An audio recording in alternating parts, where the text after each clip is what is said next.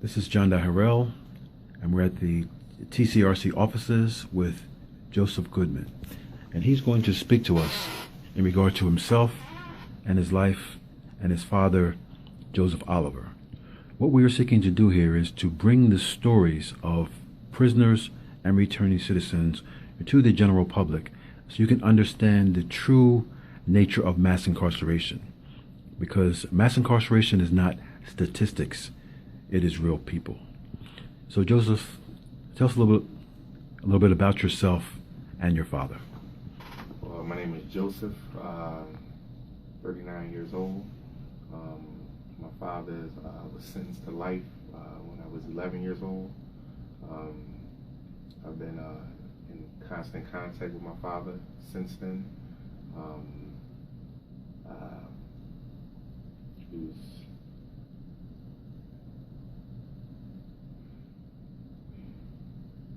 All I can say is that it's What kind of father is he? my father is a really good father. You know, some will probably question how, but my father has been raising me. My father raised me through his letters. He hasn't missed one birthday. My father used to work for 25 cents an hour at Graterford just to buy me school sneaks. My father ain't missed a beat. I don't know how he's done it, but my father ain't missed a beat. You know, a good man. Yeah, that's pretty much it, man. You know. Where's your father now? My father is at SCI Forest. My father has been to Graterford. My father has been to Cole Township. My father was shipped out to Michigan. My father did time at SCI Green. My father has been in RHU, which is Restricted Housing Unit. He's done 5 years at a time. I hear that it's a 5-year program, and he may come out for 2 to 3 months, and then he's right back in for years. He's been in RHU probably almost half of the time he's been in prison. He's been in prison now for almost 30 years now. So for those who don't know what RHU is, Restricted Housing Unit, this is a solitary confinement in the state prison system. This is part one of this session, and in part two, Joseph is going to talk about the reason that his father has spent so much time in RHU. So explain to me, Joseph, why your father has spent so much time in solitary confinement. My father has a lot of conflict with guards.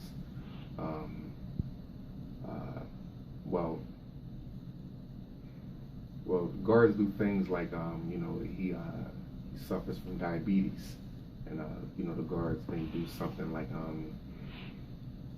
you know, if he needs his medication, for example, in RHU you have to strip down. So a guard may say something sexual, and they know for a fact that that's a thumb screw for him. So he's not going to strip down if you're being disrespectful. So then that's how they use situations like that in order to provoke him, so that it lengthens his time in RHU. Most of the time, my father is in RHU for standing up for other people. Just to be perfectly honest with you, He's an activist. You know, He's a community activist while he's inside. Yeah, he tries to do things, you know, the right way. You know, he tries it. He's just one of those type of people that's if something is wrong, if you have 20 people standing and taking something, if he's the 21st person, he'll be the one to stand up and speak up for the 20 people, and they may not say a word, and then he's more like a martyr. But that's my dad. You know, my dad has grandchildren that he's never met. They've never physically, you know, been able to meet him. They only know him through pictures, but they write him every week. I've been visiting my dad since I was a little boy. Excuse me. You know, just being on. I've been on prison. I've been on prison visit vans. You know, my entire life. You know, I mean, that's basically, you know, that's the gist of it. There are many people who think, and many families who I come in contact with, who don't want their children to go inside to visit their fathers who are incarcerated. What would you say to those parents?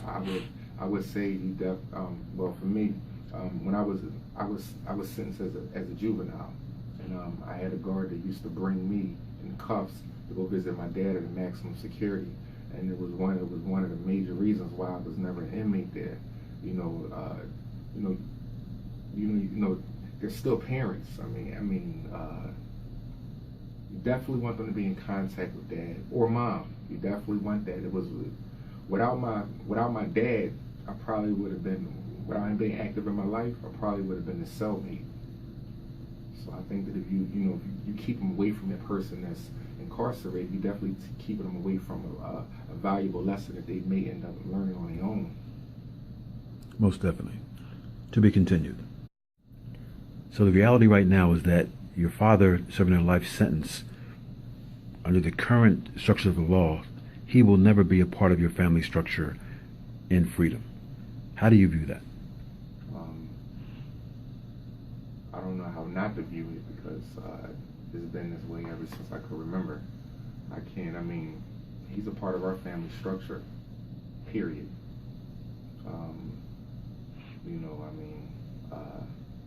He's a part of our family structure, period.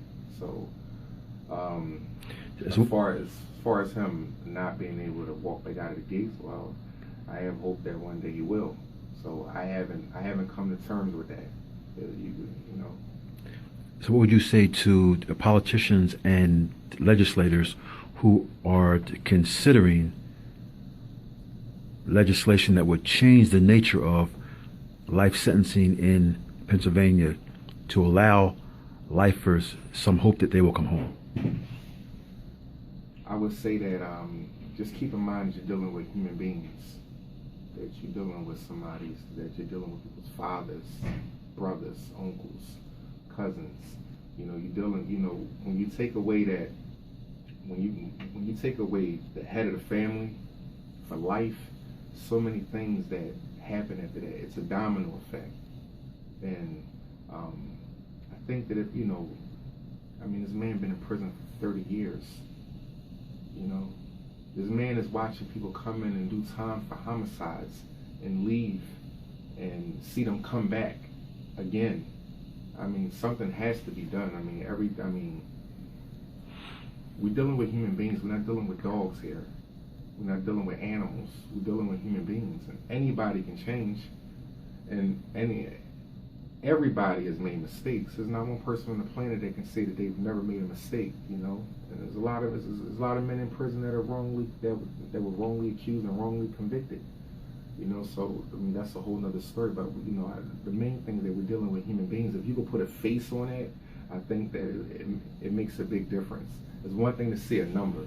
There's a whole other thing to think about a whole family structure being damaged when you take away that person. So I couldn't imagine my kids without me.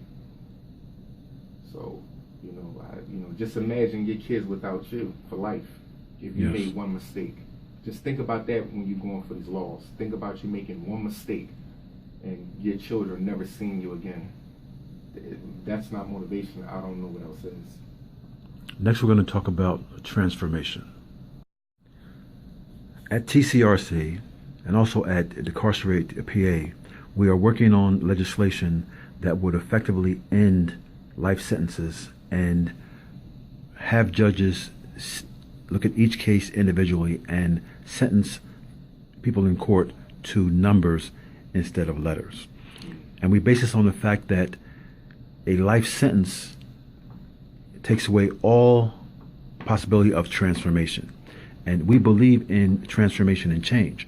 We believe that people can repent from their offense, and if they're given the opportunity to come home, to atone for their wrong they did and move forward in life. Using your father as an example to the people who will view this, speak to us about his transformation process and who he is today. Well, to be perfectly honest with you, he's way different than he was the first time I went to go visit him. He slowed down a lot as far as he's a lot, even though I described, the sort of a radical, he's a radical for more positive things now. When he first went to prison, it was, it didn't seem as a radical as far as positive things, as far as changing things for other inmates and, just to better their conditions. He's a good grandfather, great dad. But it's hard to really judge a man in that state of metamorphosis if you've never been there. I've never been there. So for me to sit here and try to judge his where he's at and his transformation, I don't know. It just doesn't seem credible. What do you think he would do if he was given a chance to come home? I think my dad would probably be. He would probably come home and do what you're doing. No doubt in my mind that he would come home and try to make some changes, for the people that he spent so much time with. He's seen a lot of foul things done to people. So no doubt in my mind it would be something where though he's trying to help people get out of those situations or just better the conditions. I couldn't see him doing nothing other because he's passionate about that. So if you could say one thing to the legislators who have the power to send your father home, what would you say? I would say that you're dealing with a man. You're not dealing with an animal, and everybody deserves another chance. Just to say life without parole, and that means that you're giving no chance for redemption. You're giving no chance for change. Now, I don't understand how another man can say that another man has no room for change. It may sound, elementary, but it's really how I feel. I don't see how another man can make that decision and say another man can never change. I don't get that because no man is perfect. So I don't get that. And that's my honest answer.